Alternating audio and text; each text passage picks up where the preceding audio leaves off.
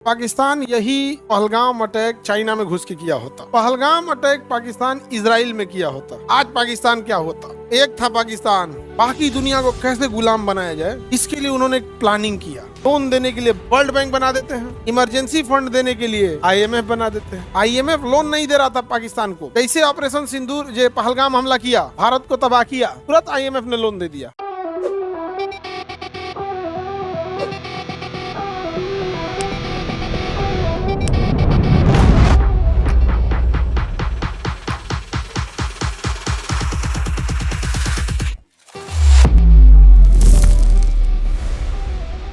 इस दुनिया के 5 मालिक हैं, अमेरिका, ब्रिटेन, फ्रांस, रूस, चाइना। बाकी हम लोग जीने खाने के समझ में आ गया कि नहीं आ गया? हम लोग जनगणना के काम में आ रहे हैं। दुनिया में अब देखिएगा इनका कोई कुछ नहीं बिगाड़ सकता। समझ में आ गया?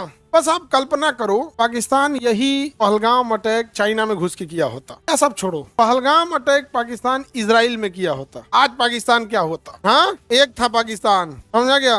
वैसे हम लोग मानव का मांस नहीं खा सकते, लेकिन पाकिस्तानियों को खा जाएगा आदमी। दुनिया को नहीं पता था, हम तो खा जाए सब पाकिस्तानी भले आदमी बाद में बीमार पड़े।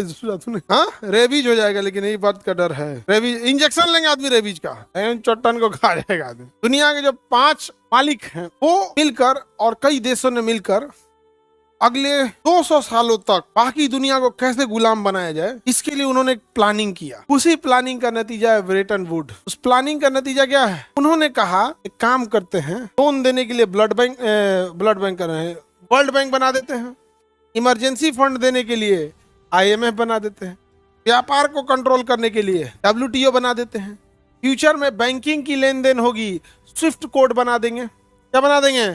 Swift code. यानी किसी देश को बाहर करना है, स्विफ्ट कोड से बाहर कर देंगे। किसी देश पे प्रतिबंध लगाना है, WTO से प्रतिबंध लगा देंगे, इससे कोई व्यापार मत करो। नहीं समझे? कोई देश डूब रहा है तो उसको चारों ओर से प्रतिबंध लगा के पहले डुबवा देंगे, डूब जाएगा, अब उसको कोई पैसा नहीं देगा। वर्ल्ड बैंक तो इनके बाप का नौकर है, पाला हुआ कुत्ता है इन लोग का। IMF इस पे भोंकने को बोलेगा भोंक देगा। इस देश को डुबाना है पहले इसको डुबा देगा। अगर शर्त नहीं मानेगा, जैसे ईरान है, शर्त नहीं मान रहा, ईरान को बर्बाद कर दिया सब। ईरान को क्या कर दिया? बर्बाद कर दिया। हमारे लिए क्या है कि ईरान हमें चाबहार बंदरगाह दिया। ईरान कभी भी पाकिस्तान को आतंकवाद के टॉपिक पे समर्थन नहीं किया है, हमेशा भारत का समर्थन किया है। और ईरान ही एकमात्र रास्ता है जिसके थ्रू हम अफगानिस्तान फिलहाल जा सकते हैं, क्योंकि पाकिस्तान से वो नहीं है। ये चौपट कर देते हैं तो जब तबाह हो जाएगा तब IMF आएगी लोन देने, क्योंकि बाकी के लोन देने में प्रतिबंध लगा देंगे। और फिर IMF से ऐसा शर्त रखवाएंगे इसका कोई हद नहीं। IMF लोन नहीं दे रहा था पाकिस्तान को। कैसे ऑपरेशन सिंदूर जो पहलगाम हमला किया, भारत को तबाह किया, तुरंत IMF ने लोन दे दिया, तुरंत, जबकि 6 महीने से अटका हुआ था। ये अंग्रेजों की चाल है, इसके तहत इन लोगों ने ऐसा काम किया। वर्ल्ड बैंक बनाया, IMF बनाया, WTO बनाया, स्विफ्ट कोड बनाया। क्या बनाया? ये इनकी चाल थी ब्रिटेन वुड में। और इन सब के ऊपर एक UNO बना दिया। क्या बना दिया?